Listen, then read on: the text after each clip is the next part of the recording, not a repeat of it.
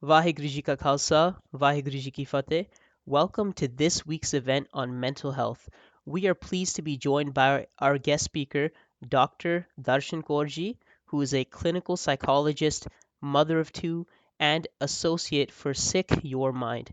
Thank you so much for being here with us today, Benji. Take it away. Thank you, Baji. It's really a pleasure to be here. And it's awesome just looking down at this list of the people who are here and getting a sense of where you guys are all from.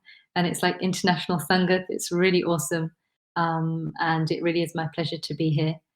And I'd really like this session to be as interactive as possible and as useful as possible for you guys. So just please give feedback. I've got the text for voice box open or whatever it's called. And just feel free to kind of chat on there. And I'll be kind of just putting some questions out there as well. And, just feel free to unmute and get involved. And so this conversation is going to be about mental health. And it's going to be about mental health, but from a Sikhi perspective. Because my profession is I'm a clinical psychologist, and I work with a wide range of people from different ages, different backgrounds, different cultures, who've gone through different struggles. But predominantly now, I work in the Sikh and Punjabi community. And I've got a private practice, so I see clients who come in, and probably about 90% of them are Sikh. And then I also work with Sikh Your Mind, which is a wonderful charity that's based here in the UK. And you can check out our website at some point. So this really is my passion, the overlaps between Sikhi and mental health. And the reason I'm so passionate about it is not only because, psychology and mental health is my profession, but, it's really personally relevant for me in terms of my own journey through life, my ups and downs, and just how my kind of relationship with Sikhi and myself has grown and changed as I've encountered struggles myself personally. Also, the way I work has changed a lot. So whereas when I first started out, when I was qualified, I used to use a lot of kind of Western models, which are amazing, and I still incorporate them into my work. But as time's gone on, I've really started to incorporate a lot of Sikhi into the therapy, and it's very powerful. So I'll be sharing some of that with you guys today. Just an overview of what I'm going to talk about, and I'd really be happy to be guided by you guys as well in terms of what you want to kind of discuss and reflect on. We're just going to start off probably by thinking about mental health, and what it is, how common it is, and typically how what are the systems around. So I'll be focusing mainly on the UK, but what are the systems around to help people and support them through mental health crises? And then I'll be looking at the kind of Gurmat model of suffering and mental health, in which I'll be sharing a bit of my personal story. And then I think we're just going to be kind of going on to thinking about Sikhi and our wellness and our well-being, and how we can use Sikhi in order to support our personal development and growth, and how we can use Sikhi to kind of manage and deal with challenges. And I'd really like to hear your thoughts as well, because I'm on my own personal journey with my own struggles, and so it's always great to share kind of thoughts and advice as well. I definitely don't have all the answers. So yeah, right. So let's kind of get started. When I say mental health, what comes to mind?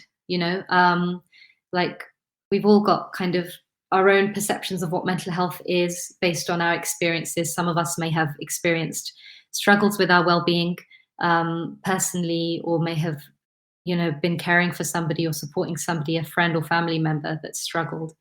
And I think predominantly the mental health system in this country operate in the UK. I don't know if it's the same in the US, but I think there's a lot of overlap. They operate on this idea that what's called the disease model of mental health, which is that mental health is a disorder, and we have to kind of focus on what's wrong and we need to fix that. So it's seen as a kind of disease that needs to be remedied, right? Um, and like, I think historically, it's seemed as if mental health isn't all that common, as in it's not the norm. If somebody's struggling with their mental health, there's something, maybe even something wrong with them, or there's this kind of narrative around mental health being something that a few of us experience.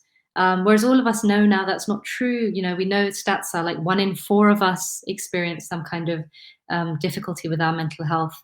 And I feel like now it's more the norm as opposed to the exception to struggle. And Gurbani and Sikhi kind of supports that perception as well. Guru Sahib says, Nanak dukhiya sab sansar. We all experience some kind of suffering or other. It may not fit the particular labels that we've heard that are out there. We've heard all kinds of labels like bipolar, depression, anxiety.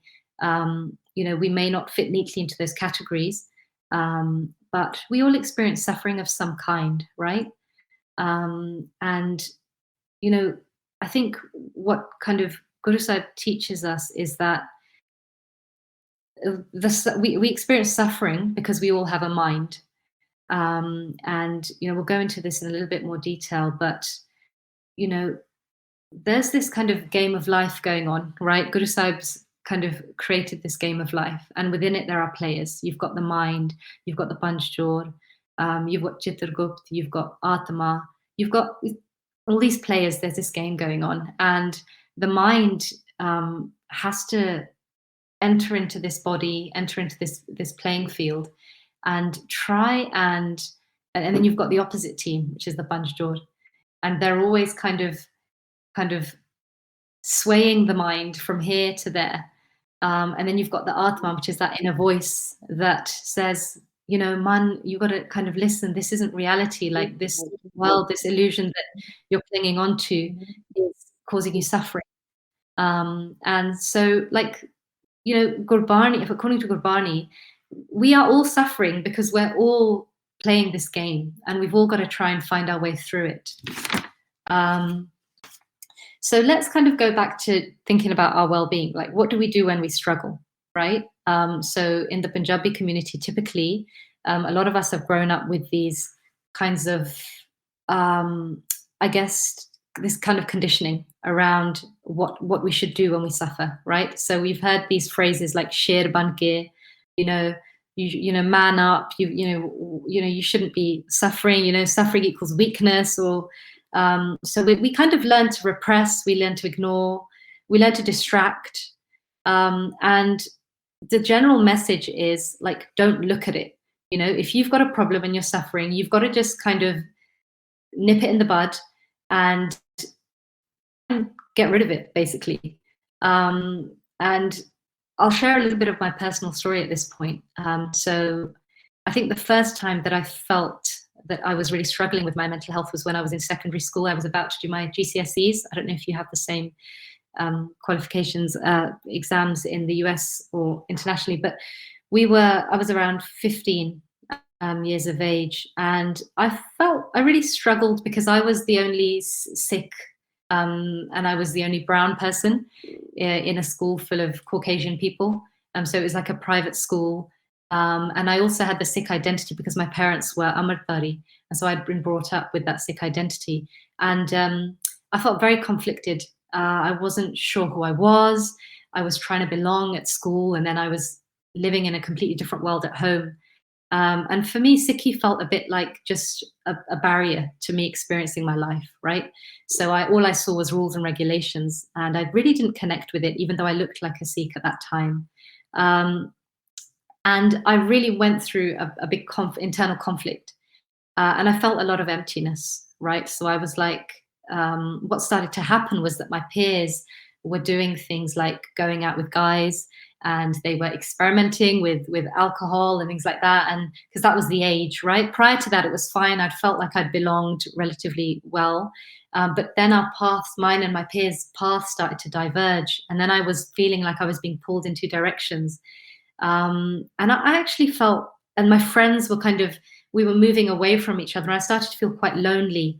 and just confused. And I really tried to follow their path. Actually, I was thinking, what path do I follow?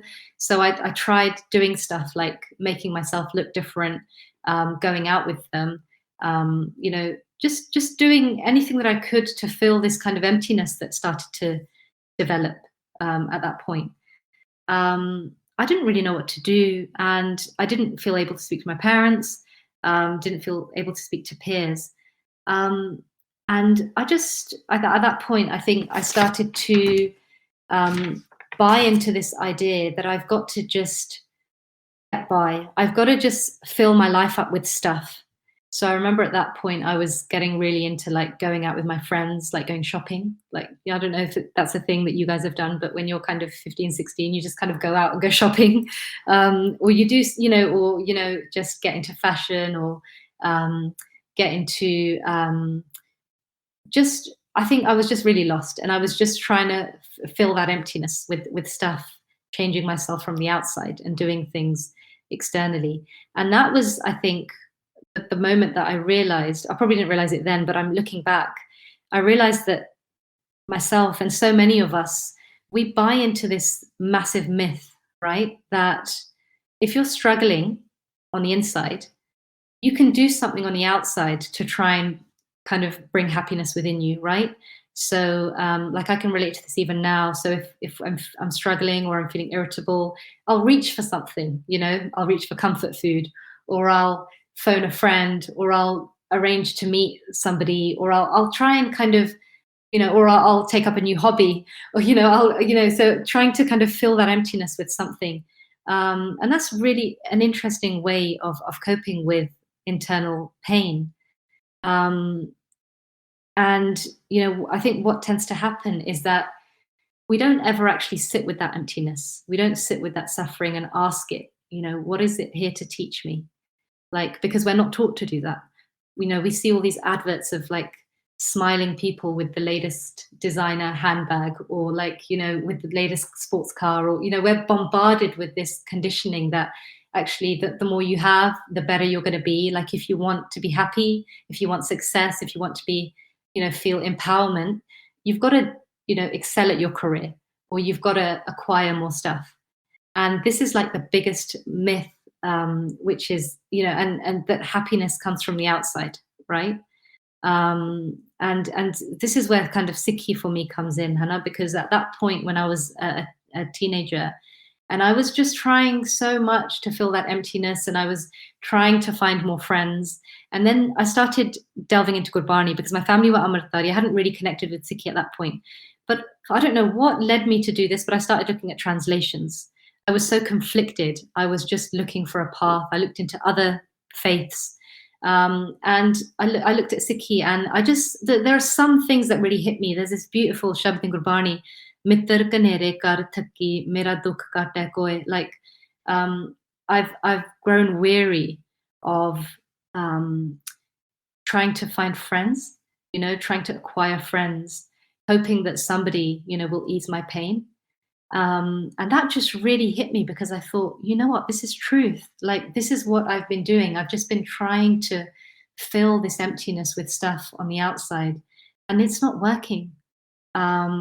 And I feel like those messages are repeated over and over again in Gurbani, which is that sukh nahi bote tan khate, sukh nahi. This beautiful Shabad that's just got, you can't experience sukh from acquiring wealth. You can't experience sukh from status and power. And so it's just, things started to hit me. I was like, you know what, this is so true. So how do you experience happiness then? And this is where this eternal question of my life, the questioning started.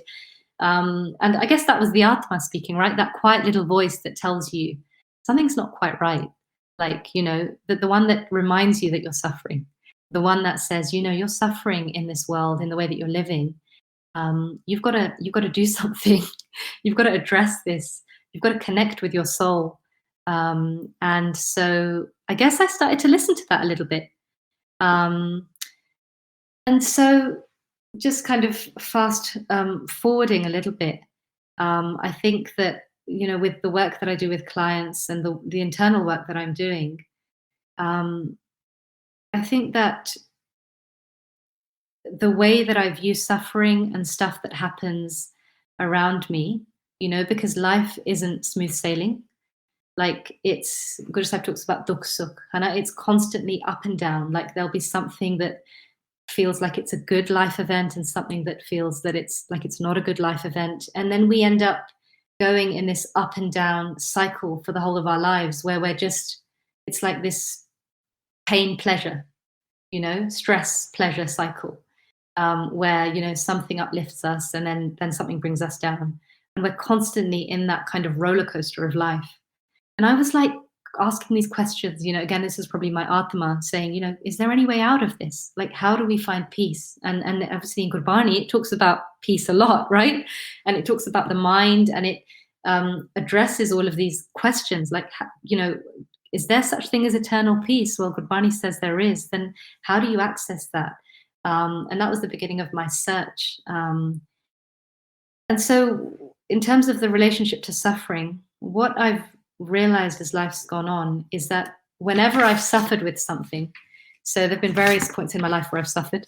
And by suffering, I mean like struggling with stuff. So, like right now, so I went through high school and then I found some wonderful Sangat, and I felt a sense of belonging. I felt a bit of peace.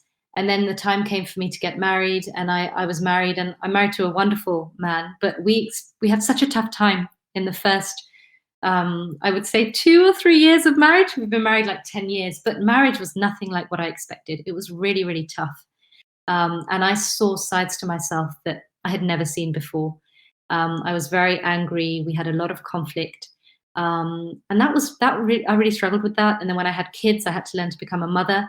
At every point of my life where I've experienced these challenges, I feel like it's forced me to go deeper into myself, and kind of peel away those layers of myself, that identity that I've created over time to try and keep me from my pain. So I'm going to kind of explain that a little bit. What happens is that we end up, because we're trying to fill ourselves and kind of experience happiness from the external world, right? By acquiring more. You kind of end up creating this false identity, right? So this false identity, which is that person that you show up as in the world. And then you've got this other part of you, the one that you have to live with, the one that, when you're on your own and there's nobody else there, you're not connected with anyone, you're not on your social media or whatever, it's just you. That one that sits there on their own, and and that person typically will that's where all that kind of unhappiness usually is. So when I used to sit with myself, I used to be like, I feel crap, I feel awful, I feel useless, I don't feel good enough, I feel stressed, I feel unhappy, I feel lonely. And so what I did again would do something else. I'd get another, I'd look online for more clothes, or I'd make a new friend. I would just keep that identity and grow that identity. And I think that identity is the ego. And what happens is, through life, we end up, that gap increases and increases, between that real self, that self that feels pain and suffering, and that false identity that we create to protect ourselves from that internal pain, or to keep us away from that. And as that kind of distance grows, we start to, I think we feel more dissatisfied with ourselves, because we know that, hang on a minute, when I'm out there, I'm thinking about myself when I even came into Sikhi, and I was doing Kirtan, and I was in Sangat, and I was one person at programs, and I was another person at home. And, there was an example of that, this discrepancy between who I really am and who I, portray myself as. And, like, when something really bad happens, or something really difficult, something that really challenges you, you kind of have to let go of that false identity. So, when I was with my husband at home and we were fighting, and then I'd go to a program and do kirtan and, feel on top of the world, and then I'd come home again and be a miserable, wife. It was like, and then when the conflict got so much, I had to address like, who am I? Like, who have I been? And how do I get to the point where um, I can deal with that internal conflict and that pain. And that is when you start peeling away those layers of that identity. You start to ask yourself, who am I really? Like, am I that Kirtani? Am I that person that I portray to everybody else? Or am I somebody else? um, and I feel that, from reading Gurbani, Guru Sahib is very vulnerable with where they're at. There's this beautiful Shabad, Hum andale and bikar bikrati. Like, Guru Sahib doesn't like hold back in terms of, you know, being authentic with where they're at. And I started to learn that I've got to start to become authentic and really sit with myself, sit with that pain, sit with that suffering, and become so familiar with it. And look at those kind of ways of being that ways of living that I've kind of fallen into. Like, we have all these automatic habits and behaviors and emotions that we live by. And obviously, kind of that false identity really doesn't allow us to sit with that and to explore it. And Guru Sahib teaches us, "Hana bande khoj dil har roz." Like, I feel like all the way through Gurbani, I've learned that you have to actually do that internal khoj. You have to sit with yourself as you really are. And it's only then that you can start to chip away and ask the questions that need to be asked, like, how do I heal from this suffering? How do I find peace? And that inner cry that happens, like, I remember when um, I had my son who's now 5, but I was a new mother, and then 2 years later I had my daughter. So I had 2 very young children at home, and I was really really struggling. There was just so much going on. I was still a psychologist at that point, so I have all the tools available. I know everything about, in terms of theoretically about mental health and what you should do, but it didn't take away from the fact that I struggled internally, and I really had to face that. And it's only when I really started to face that, and I started to authentically ask the universe. I didn't even know what God was. I believe in God, and I've believed in God, but have I really believed in God? What does it mean to actually believe in God? But an inner cry came out, and I was like, I need help. I really need help. Please, Guruji, show me the path. Like, how can I find this peace? Um, and at that point for me, I started delving more and more into Gurbani, and I met some wonderful sangat that reminded me, like, of who I really am. Like, I'm not this false identity. I'm actually a soul, and this soul is Vaiguru's child. So they reminded me, like, that this home on this earth that we have is not my home. I've got a true home. I've got a true mother and father. I've got a true identity. And just even knowing that I wasn't that I'm not the body, that I'm not this identity, that there's something more, that I'm something far greater than I could, and that's not me, but because my Atma is, connected to, is a part of Paramatma, that I have access to this infinite potential, and there is the possibility of eternal peace. Um, and then I started doing Simran, um, and I really struggled with doing Simran. And Simran is a tool that I use a lot in my work with clients and in my own personal life. And we do it in different forms. Like, if I'm working with non-Sikh clients, we just use kind of meditation, loads of kinds of meditation, like meditation on the breath, body scans, and we might even try one if you guys are up for it at some point. But like Guru Sahib says, Simro Simar Simar Sukh Pavo. And I was like, I'm not getting peace from this. This is really frustrating. So I would do Simran, and I wasn't getting peace. And I was really struggling, and the mind would just go into thoughts constantly. And I just couldn't get my mind to sit. And then I don't know what, I think it was that inner cry again. And again, the universe listens. I was blessed with the opportunity to do sangat and to do some training in meditation in my profession as a psychologist, doing some training in like mindfulness and stuff, and doing the two things together just changed something for me. Um, and I started doing Simran and like learning about what the Jukti is from Gurbani. है ना, "तुन मह ध्यान, ध्यान में जानिया गुरमुख अकथ कहानी."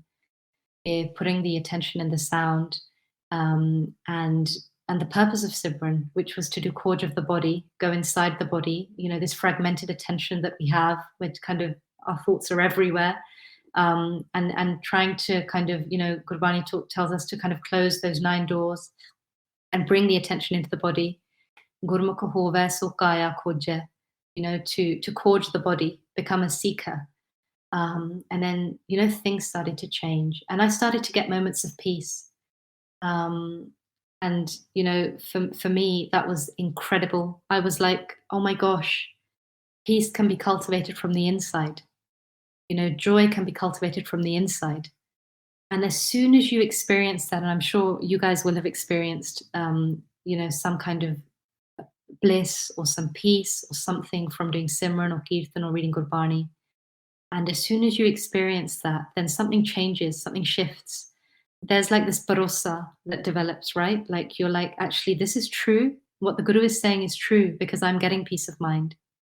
Um, and so like, so my journey has taken me to this point, and I feel like I've kind of just ended up talking about myself, which I didn't intend to do.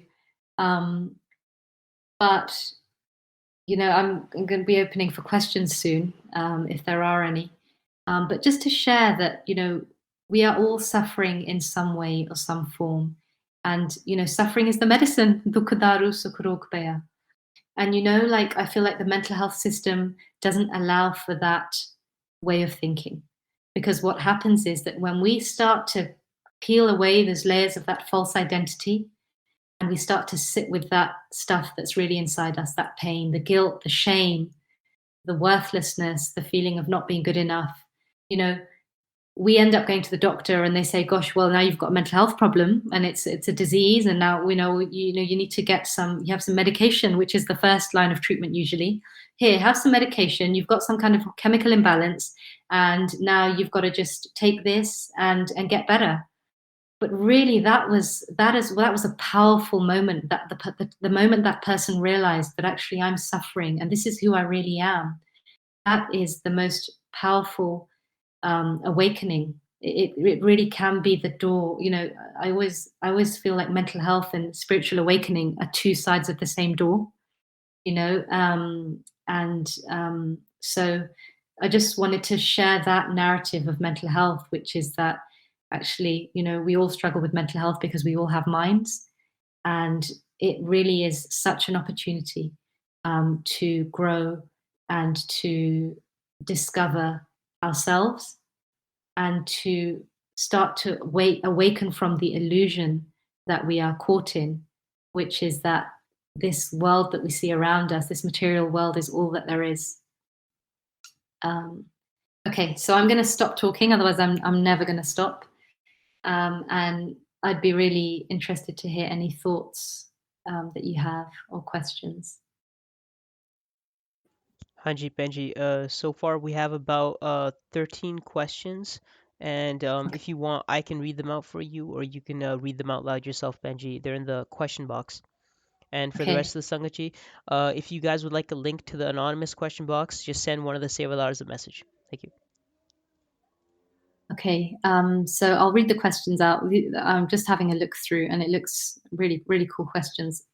So the first one: how do we balance the guilt of taking medicine for depression with everything we hear in Gurbani about depression not being a thing? So, you know, as you know, from the conversation, well, the talk that I've just given, I've talked about how really I'm not an advocate of medication, because I feel that what it does is it just kind of it puts a plaster on the wound. It doesn't really deal with the core issue, and sometimes it doesn't allow us to sit with the feelings and those difficult feelings, those uncomfortable thoughts and feelings, because medication kind of dampens those down a little bit. But at the same time, I would never say to anybody who comes to me that's taking medication that they shouldn't be on it and they shouldn't be taking it. Sometimes the symptoms get so severe and strong and overwhelming, and we feel so kind of lost with them that having some medication can take the edge off those symptoms and just allow you to do some work on yourself. So sometimes people will have a low dose of medication whilst they're undertaking therapy as well. Like in Gurbani, I don't believe that it says that depression isn't a thing. Depression is a thing, anxiety is a thing. They're all forms of that one root cause of suffering, which is that where our minds have kind of got caught in the illusion of Maya, and they're separated from when we're separated from our root, Vaiguru, we're separated from our true mother and father. So it is a thing, and we're all suffering with it. Like we're all, depressed at some point or other. And obviously, there's a difference between being down and having severe depression. So what happens is that when we become so down and we don't feel that we have a way out, we overthink to such an extent that the kind of santolan of our body and our mind, it kind of becomes disrupted. So the balance, and Gurbani talks about that our mind is made of Panchtat and our body is made of Panchtat, and the balance of those elements and things, it gets kind of those that's get imbalanced, and so like even for our physical health, I don't believe it's wrong to take medication for that. Sometimes we need a little bit of balance, and then we can start to work on ourselves. I hope that makes sense.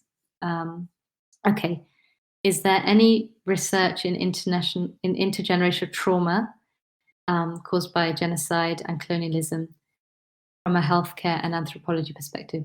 I'm sure that, I don't know actually, but there is a lot of research into intergenerational trauma, generally speaking. But it would be really interesting to look into whether there's anything around the 1984, the Sikhs. I don't think there is, but I'm sure that it is a problem. And it's something that, like the question's really good, because we do struggle. We hold the trauma of our ancestors, and we can also heal the trauma of our ancestors. There's this beautiful Shabad in Gurbani. I don't remember the first bit. I always remember the bit that says, Pitri hoy udaro, that we can save our ancestors even through coming on this path and connecting to Vaiguru. But I think that's definitely something that, I'd be interested in exploring further. Thank you for that question. Is it bad to use marijuana for anxiety or depression? Okay. So I wouldn't say it's bad.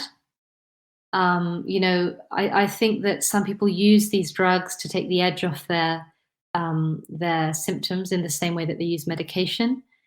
But the problem is that the first thing is you're not dealing with the root cause. The second thing is these drugs, and including medication, but marijuana, they become addictive. And what they do is so when you take a drug, you get this rush of chemicals, you get this dopamine release in your brain, and it makes you feel good, and it relieves the pain and suffering for that time. But the problem is that the more that when we use drugs again and again, our dopamine receptors, they become desensitized, and so you need more and more to get that same effect. And so it's not a sustainable option. It's the thing is that Gurbani actually teaches us that there's a drug that we can create inside of us. There's beautiful Shabbat. Again, I wish I could remember it. Maybe I should put it up on Sikh to the Max. But Bhagat Gabiji talks about how he goes inside his body and he creates, an intoxicant, which is Naam, Amrit Ras, within him, that relieves all of his pain and suffering in an instant. And so, we've got access to this amazing drug, this amazing internal healing system within us.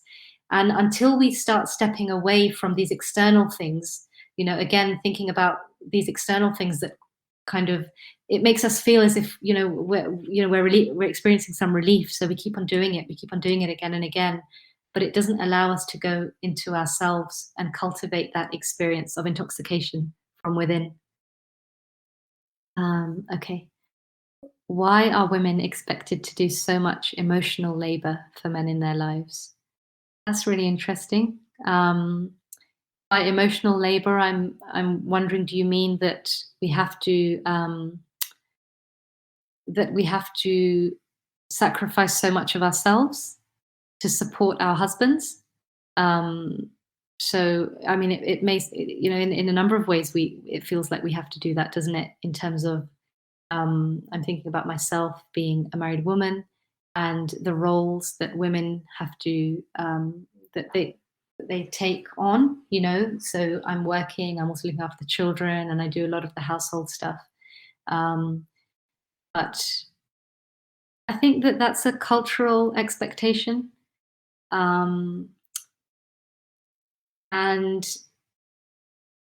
I think the beautiful thing about culture and tradition is that it can change. And so I think a lot of people are stepping into different roles as husband and wife, and kind of equalizing things a bit more.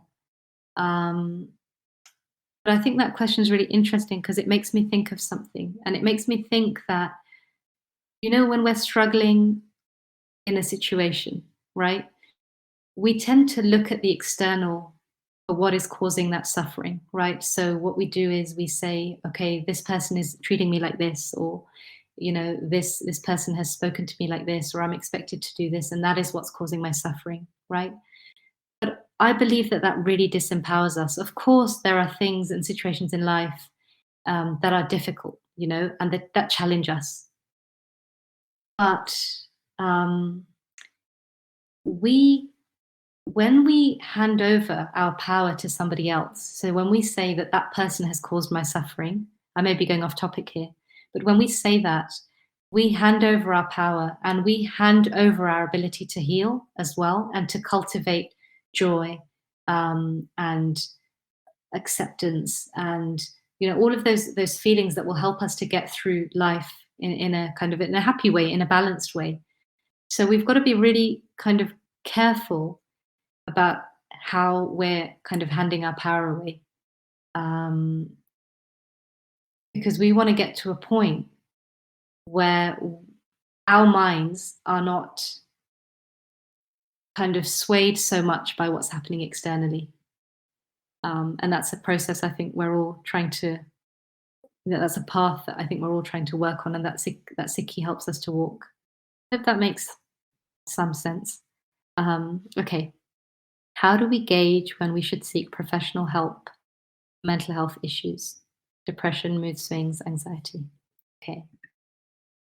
So I think that this varies for everybody. Some people feel that when they're struggling, that they can speak to a trusted friend, or they can get some support from, a trusted family member or somebody, and simply by kind of speaking about what's going on for them, I guess sitting with that discomfort and talking about it and exploring it allows them to start to find some way through it, right? Whereas for other people, they feel that either they don't have those family members or friends around them, or or the symptoms are getting too severe that they feel really lost. Um, I think that whenever you feel that, when you have that desire, or that feeling of, look, I want to reach out to somebody, you should do it. There are so many ways you can reach out. Like, you could go to your GP. You could, so many Sikh helplines out there as well. We've got our own helpline, Seek Your Mind. And just simply talking to somebody doesn't mean that you have to go and seek therapy, or you have to be, so you have to commence some kind of mental health treatment. It really just is an opening. It allows you to be heard by somebody. So, for example, our helpline that we have with Seek Your Mind, that we offer it every evening, and we have trained volunteers, and a lot of what they do is listen and just reflect back what people are saying. Sometimes enough, and then if it's not, we also have various sources of support available, not just within our charity, but that we can signpost people to. And there's a lot out there, and it's not all medicalized. Like, there are support groups, online ones. There are seminars. There are loads of different kinds of support that you can access, and it's worth just going along to any of these, and just seeing what comes out of it, right? If you get some relief from something, that's amazing, and you'll want to go back. So yeah, I would really recommend that. It's always okay to seek professional help. You don't have to be at some kind of certain threshold, like really suffering, to seek help. Okay. So question 6. I'm always hesitant to get married because most of the things I know have a lot of anger. I don't know how to talk to them about it. And at the same time, I'm always so insecure that anything I'm introduced to will always have that anger. I know not everything is like that, but I'm having a hard time of letting go of that. How can we talk with our family members about anger? And how can we stop projecting our past experiences into the future?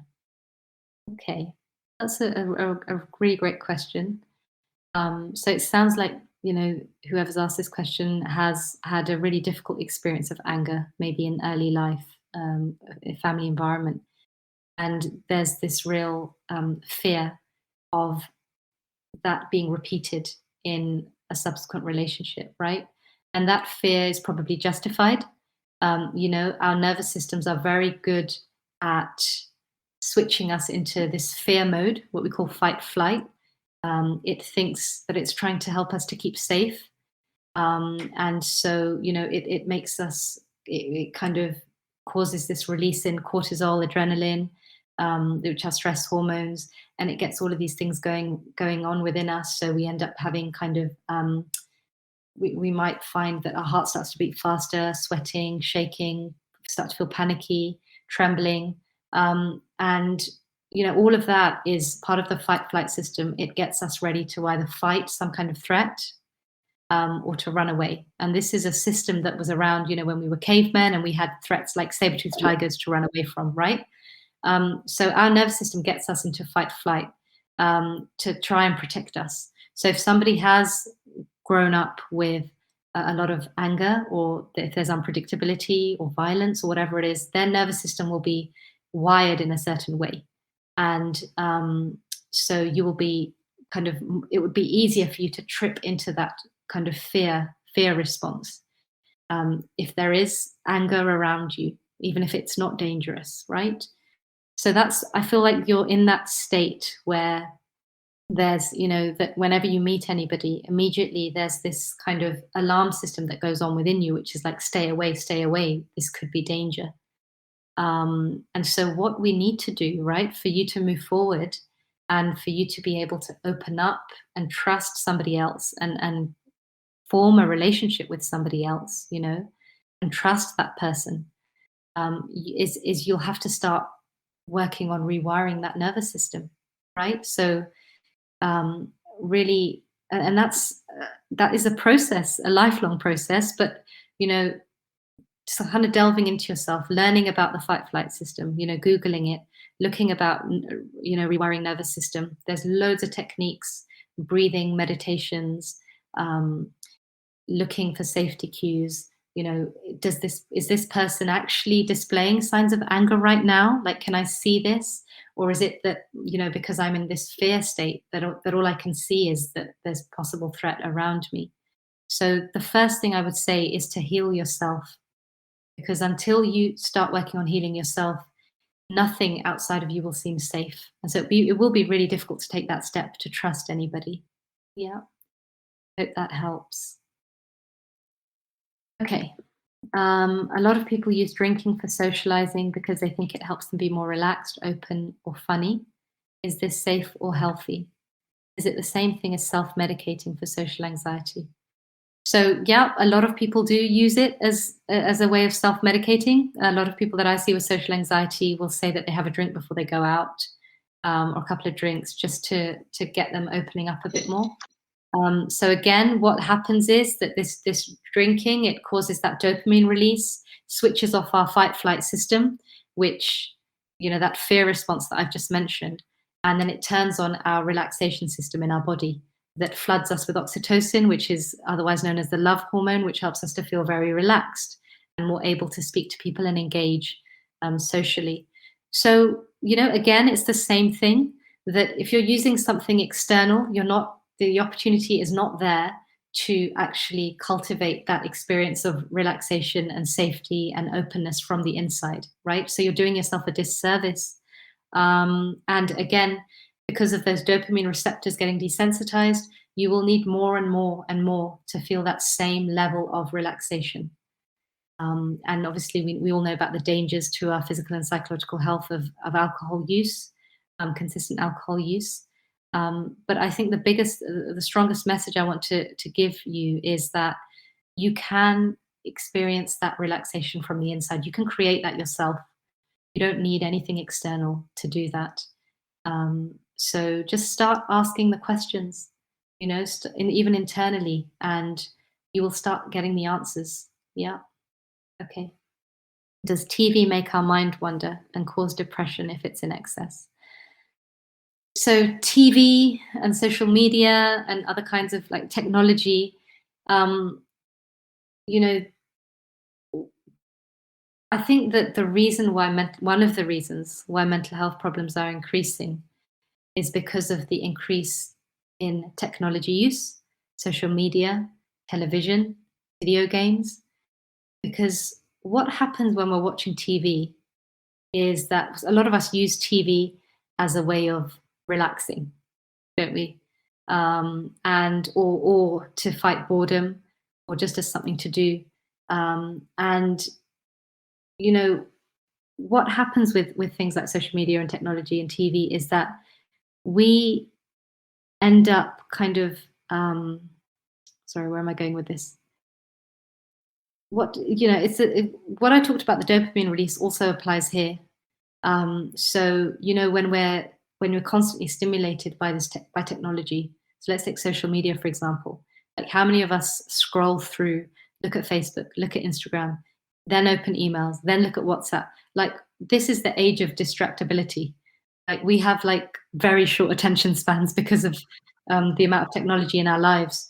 And it's no wonder that children in schools are struggling to study and things.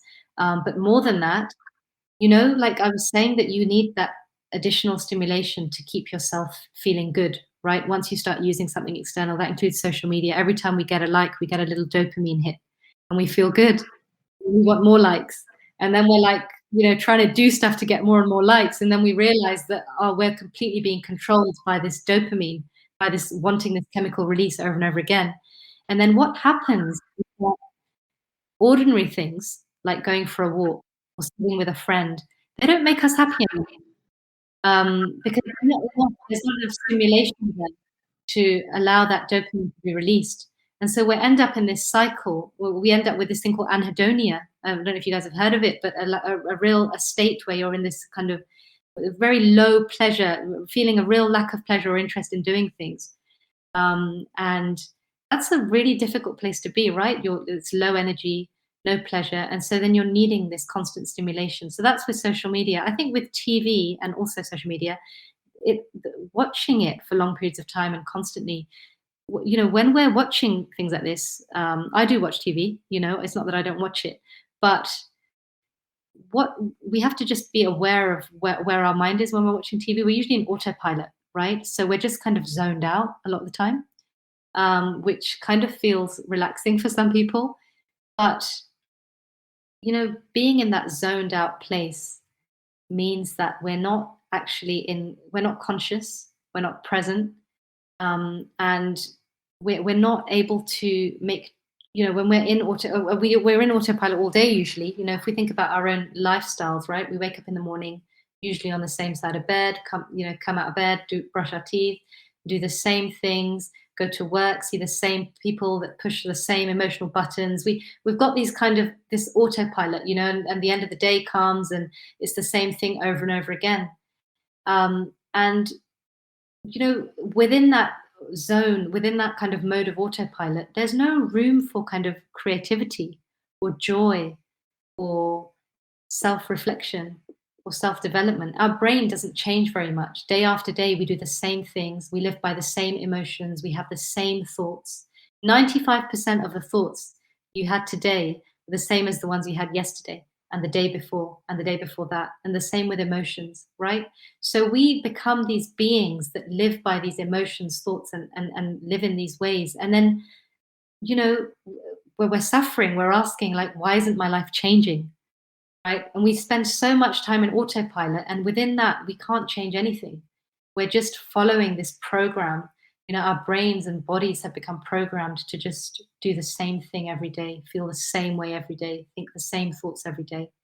And the only way that we can really connect, we can change, or we can become conscious, is to step out of that autopilot and sit with ourselves and do some self-reflection. So TV in moderation is fine. Everything in moderation is usually fine, but it's just, what is the function of TV? Are you watching it all the time? Are you watching it to zone out?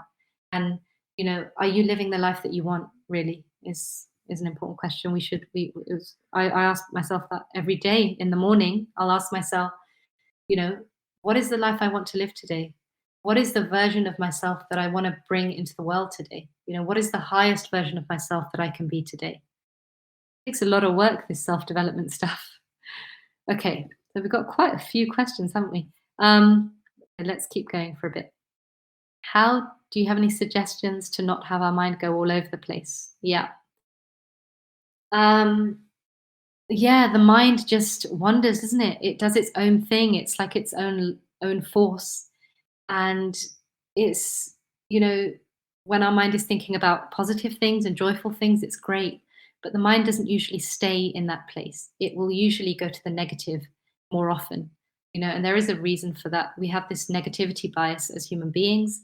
It goes back to the caveman days, when actually it was better to be that caveman who was safe rather than sorry, that was looking out for all of the negative things that could happen, that would see this bush and think it was a saber-toothed tiger, as opposed to a blueberry bush. It was better to have this negativity bias. You'd survive more. You'd be more likely to survive. Sorry. So we've got this inbuilt negativity bias, and our mind just kind of goes off on one whenever it wants. So we've got to train that mind. And I feel like the path of Gurbani and Sikhi is all about understanding the mind, understanding what is taking the mind into thoughts. Right? We have these bands stored within us, and the way that they operate is that they bring us thoughts constantly. Right? What are thoughts about everything and anything, and that often those thoughts take us into a lot of suffering and pain, right? So the method, there are lots of ways of trying to settle the mind, but it takes practice. The first thing probably I would suggest is to notice the mind. So just become like a watcher of the mind. Notice, what the mind does during the day, when it wanders, when it's still, and just sit with that mind for a little bit and notice. And then you've got to start to settle the mind. And how do you do that? You've got to bring the mind to kind of a point. You've got to bring the mind to a point in order for it not to wander. So some people use the breath, some people use a mantra like Vaheguru, Satnam, Ram, Allah, whatever. Like whatever your religion, whatever your faith, you can use a mantra to be like an anchor, or the breath. So we could even try it for a moment now. So if you're here, Benji, or Baji, who has asked the question, just like take a minute right now to just notice the flow of breath in your body. You might notice it just beneath the nostrils. And just kind of tune into that breath. And what will happen is naturally that the mind will wander. Perhaps you'll have thoughts like, why are we doing this exercise? This isn't what I asked. Or what am I doing tomorrow? Or, what did that person say to me? And why did they, whatever the thoughts. And just you notice the thoughts and then gently bring your attention back to that breath. That flow of breath that you can feel just below the nostrils. You might be able to feel it, or with the rising and falling of the chest. And just notice that whenever you bring the mind back to the breath, there's a bit of peace there. And then the mind wanders again. And then you bring it back with compassion. And then it wanders again. And then you bring it back. And that's how you train the mind. And if you're using the mantra, then you could do it like this. So you could chant Vaheguru, and then you could we'll do it for a minute, right? What we'll do is we'll do Simran for a minute or for 30 seconds. And whenever we notice thoughts, we understand that this is just the game of life, that the Panchachora are going to be bringing thoughts. And our job is just to come back to the mantra, right? Why, Guru, why, Guru, why, Guru, why, Guru. Into the sound. Why, Guru, why, Guru, why, Guru, why, Guru, why, Guru, why, Guru, why, Guru. So just, even during that, I had thoughts and I would just bring my attention back to the sound again and again and again. It's pretty hard work. But once you experience peace, then you never let go of this technique. Whatever technique you find, whatever method, then you realize you start to get to know the mind and you start to get to know the game.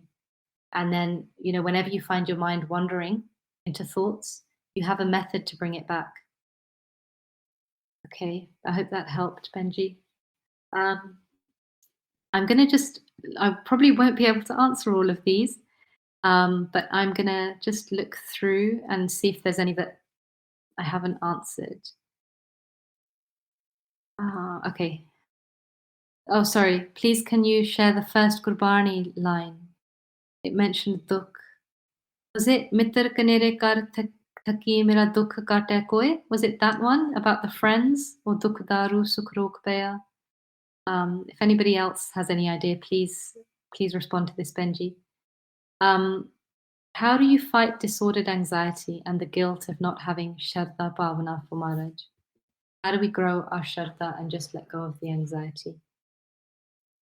That's a really good question. Thank you for asking that. So guilt, I always feel like guilt, the way I think about guilt is it's like a rocking horse, right? If you start riding the rocking horse of guilt, you're not moving anywhere, you're stuck.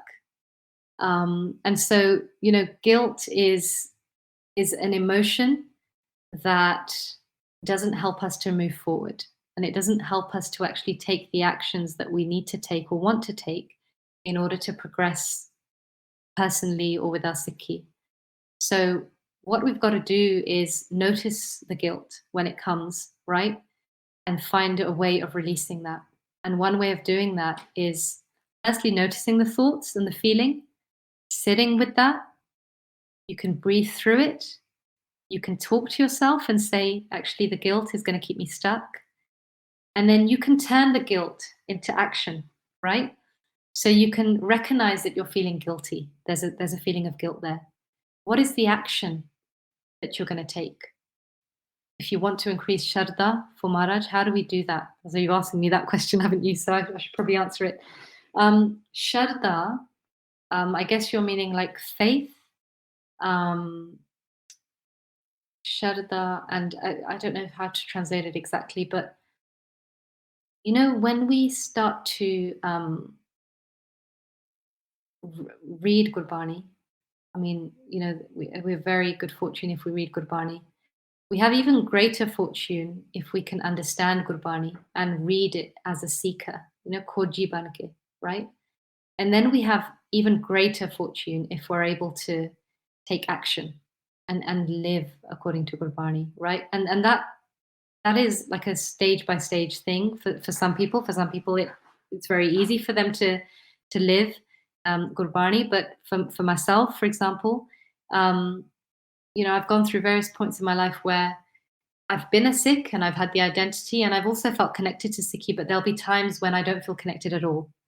And this is where we delve into Gurbani and understand the game, because we know from Gurbani that this janam, this manas janam is very, very kimti, it's very precious, right? Like it doesn't come often. And like we know that Sikhi teaches us that in order to like make use of this janam, like we've got to take action and we've got to work on ourselves and um, live in accordance with Gurbani, do Simran, and just read more and understand more and delve into Gurbani more. Um, but it takes time.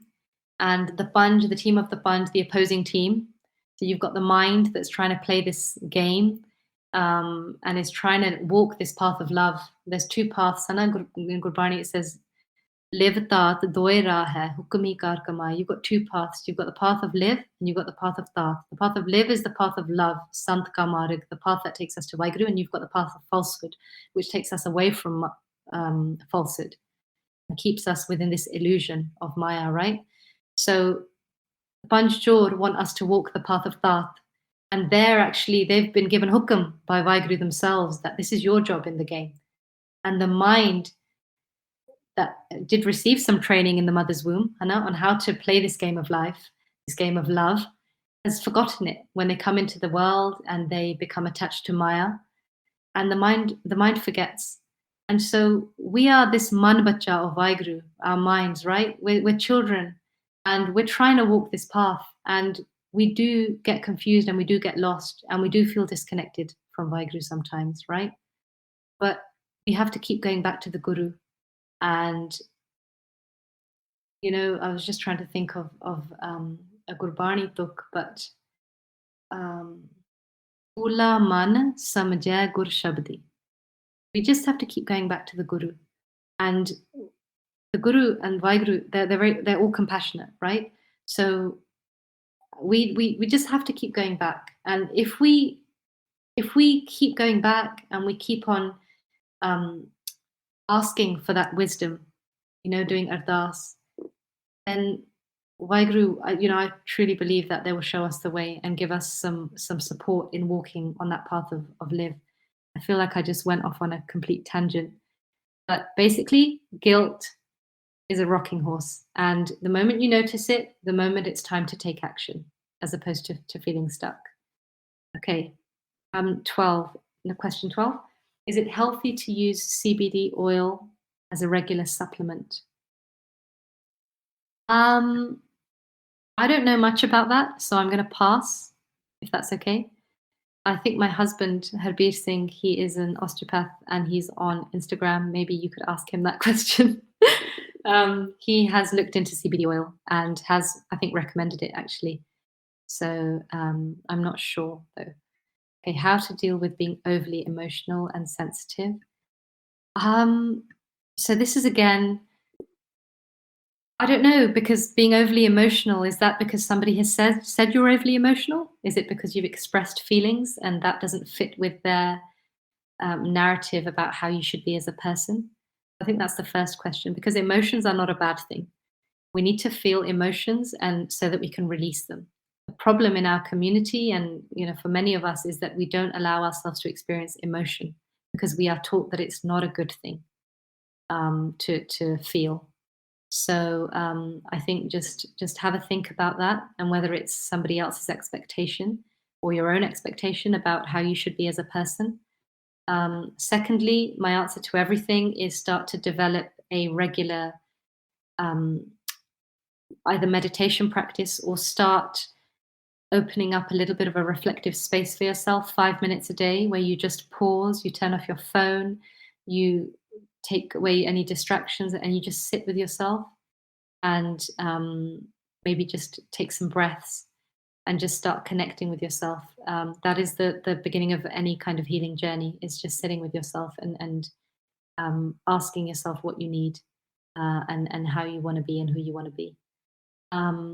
Sorry, that was a bit of a quick answer to that. Sorry about that.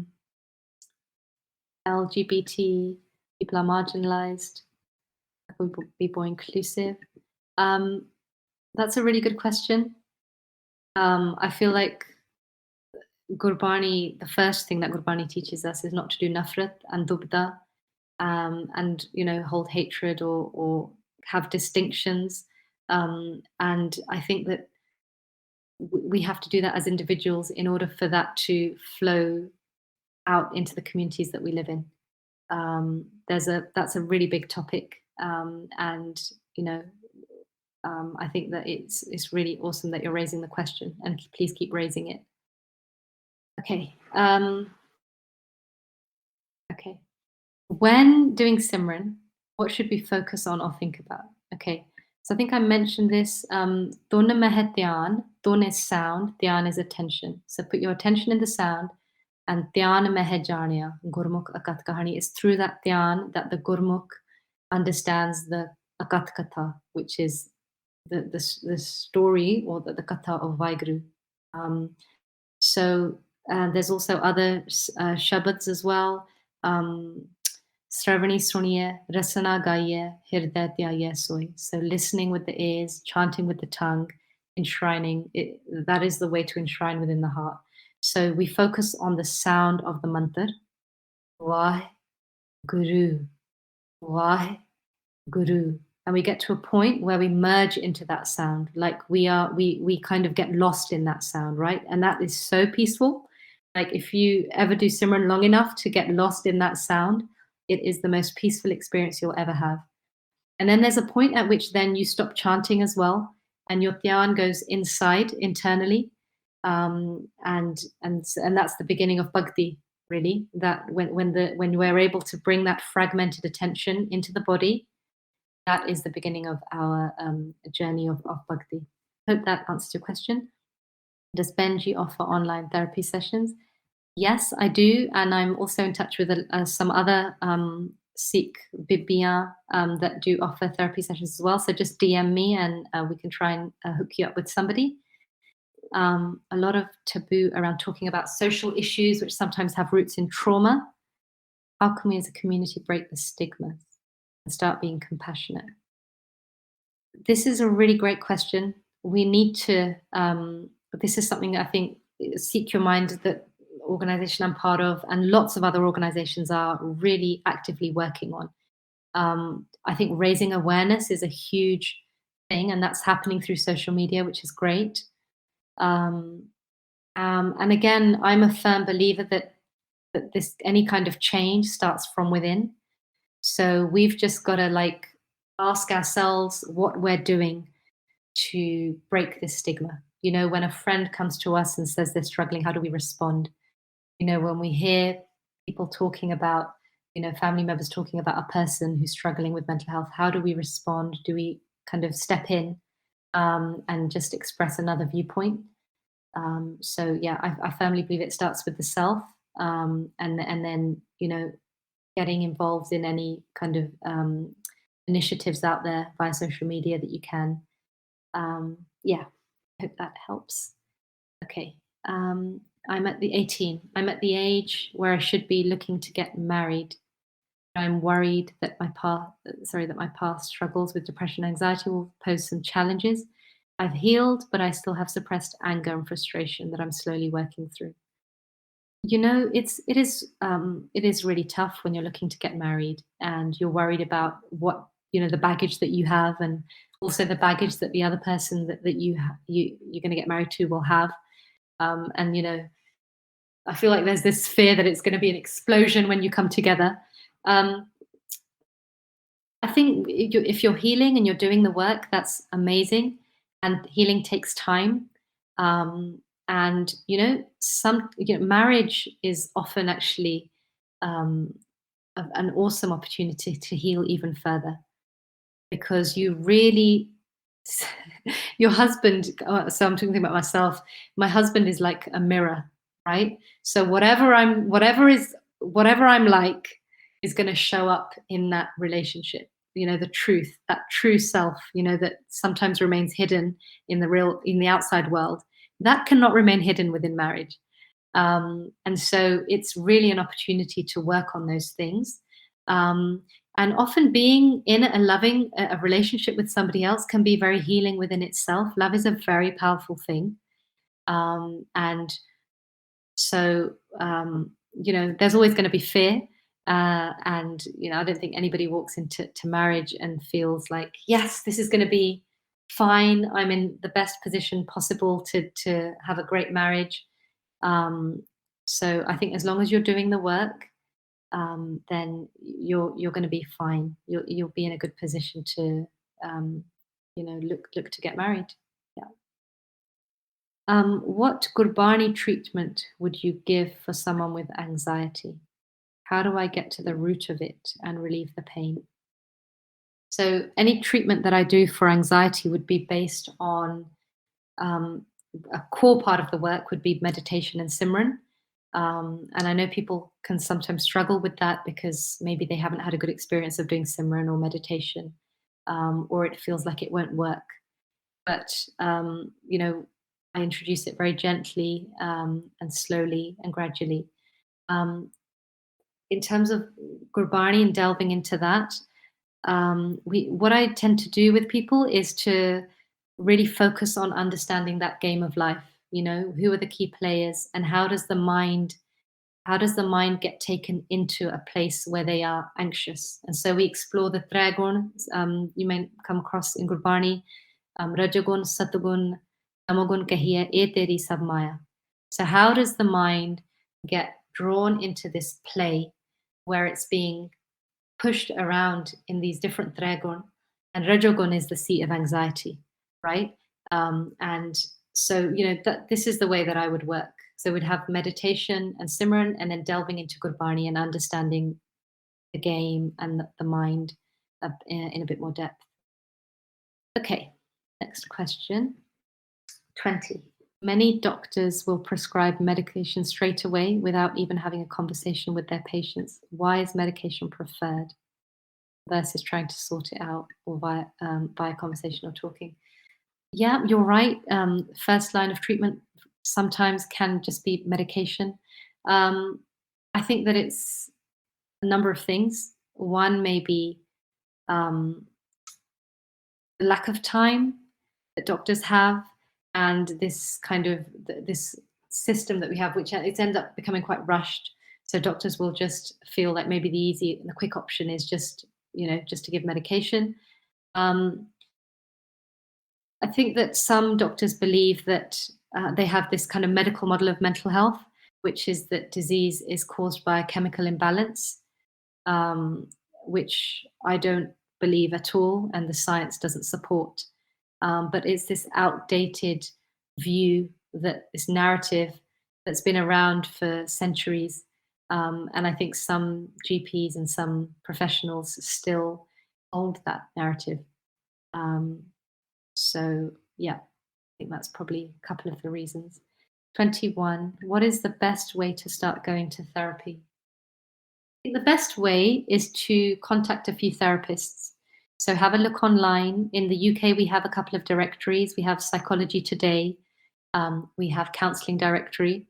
And on social media, there are a lot of, there's a Sikh, I think there's an South Asian and Punjabi or something therapist directory as well. That's an international one. The best thing to do is to call a few people up and just have a conversation. You'll get a feel for that person. You'll get a sense of the way that they work. You have an opportunity to ask questions. And from that, you will get a sense of whether you're going to feel comfortable talking to a particular person. And I feel that how you feel with somebody overrides professional qualification. I think that's the best indication of whether you feel like you're going to be able to be helped by that interaction. Okay. So there's loads of questions coming up, and for me, it's like almost 10:30. So I'm going to try and maybe rush through if that's all right, and skip some. Sorry if I skip you, and you can always DM me or DM Seek Your Mind via Instagram. Okay. I'm going to move. Exercise is one thing that can help mental health. How strong are its benefits?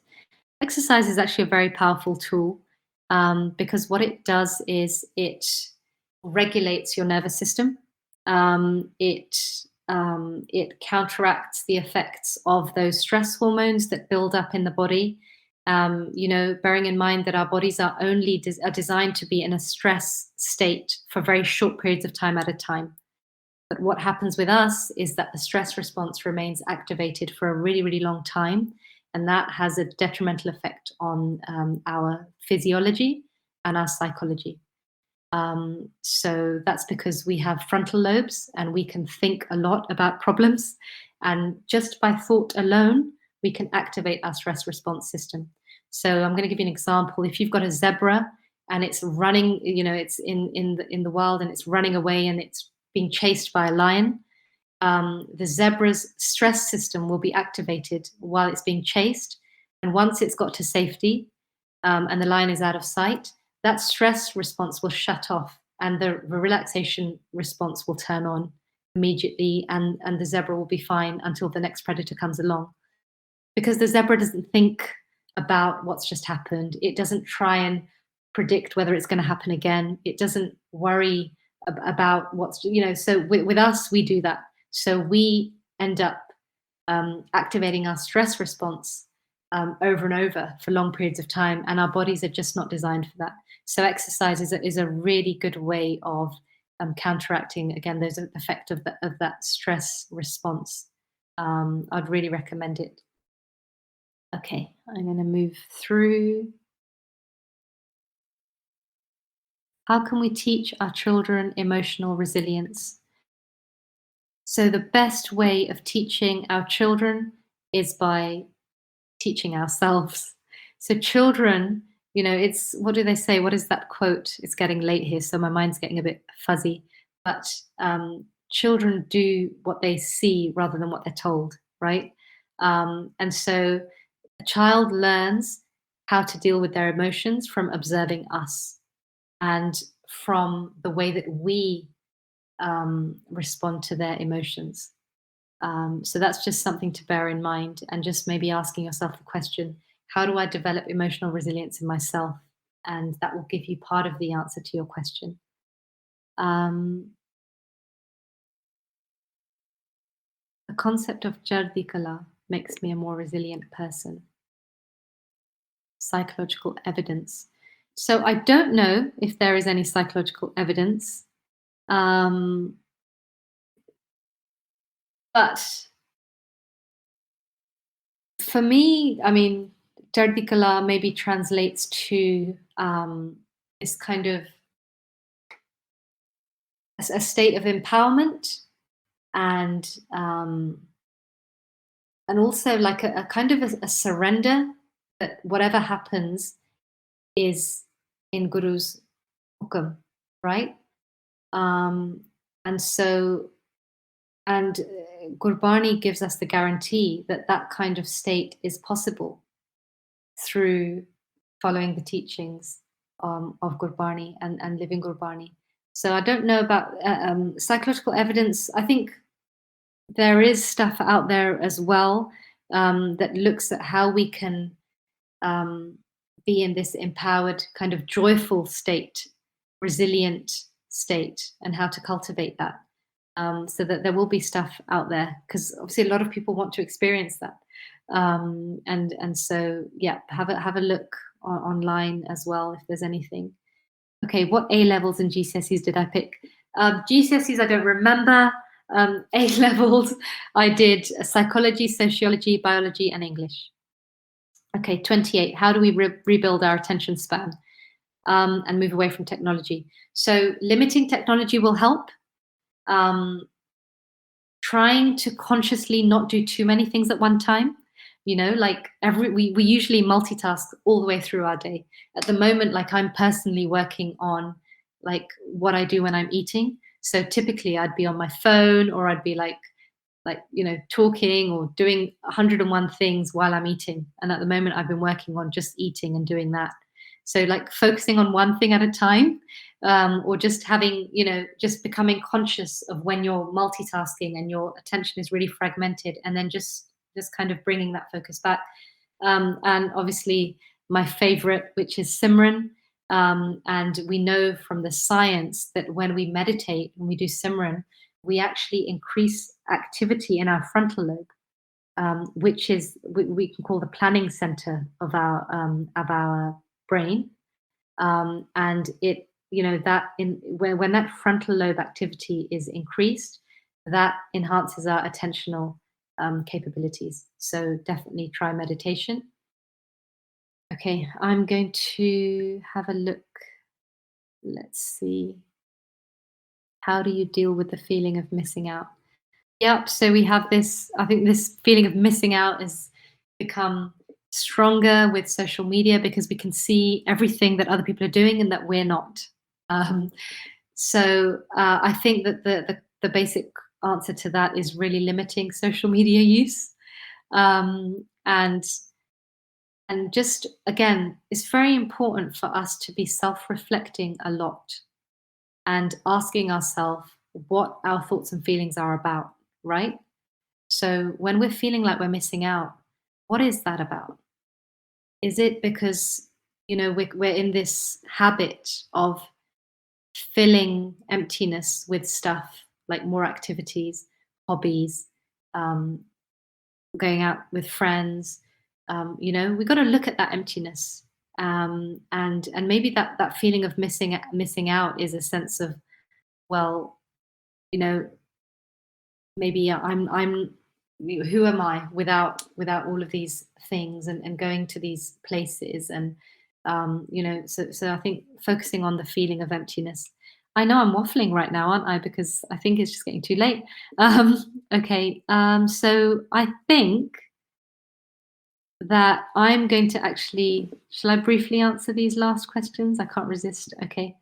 Dementia is growing, particularly as people are living longer. Are there any resources available on how we can publicize these challenges across our community? Um, Please contact us at Seek Your Mind, and I will send you any resources that you require. We do have a couple of people who are working in that area, so just let me know if we can help with that. 31, when people are very ill and families can't take care of a member of family due to poor mental health, is it wrong to put them in a care home? That's a really, really tough dilemma that some of us will have to face, right? Um, I don't know. I don't have the answer to that question about whether it's wrong or not. I think every circumstance is different. Um, Sometimes it can be very, very difficult to provide the support and care that somebody needs within the home. I think it's really about intention. I think that's where it comes down to. What is our intention? Is it because actually um, we feel that this family member is really, is a bit of a nuisance? I don't like that word, but it just feels like this is just too much. We're having to be too selfless to do this, or is it really that this person is struggling and needs more support? But I think we'd have to look at that at an individual basis. But I don't think anything is ever wrong. I think maybe that's not the right question. Maybe it's more about um, what's kind of helpful for that person, or yeah, maybe. Okay, I think I have come to the end of Okay. the mammoth list. Darshan Panji, thank you so much. That was so amazing. I know you influenced the Sangat a lot. There's so many questions, and I really appreciate, even though you being so tired, you still answered those last few. So thank you so much. It's I okay. really hope that you can come back soon, and maybe we can try to find a better time, so we can take advantage of you not, having to go off to sleep right away after and spend more time. But like Darsha Banji said, you guys, feel free to DM her or ask her questions. I think Gagarin G dropped your husband's Instagram handle as well for some of those questions. So everybody, go ahead and follow them. And yeah, honestly, a big, big thank you to you, Darshan Banji. Thank you so much. We really appreciated you being here today.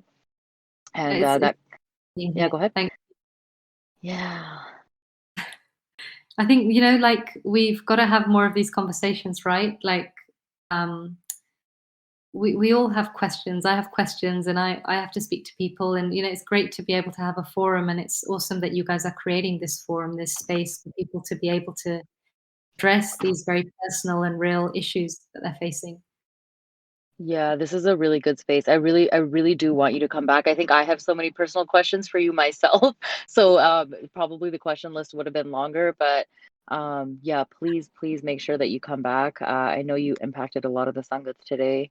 And if that's everything, thank you for answering those last few questions. I think Sangatji will wrap up the event today. Thank you everybody for coming, and make sure you please follow Dr. Darshan Kaur and her husband as well on Instagram, and she's opened the space to reach out if any questions were missed. So Waheguru Ji Ka Khalsa, Waheguru Ji Ki Fateh. Waheguru Ji Ka Khalsa, Waheguru Ji Ki Fateh.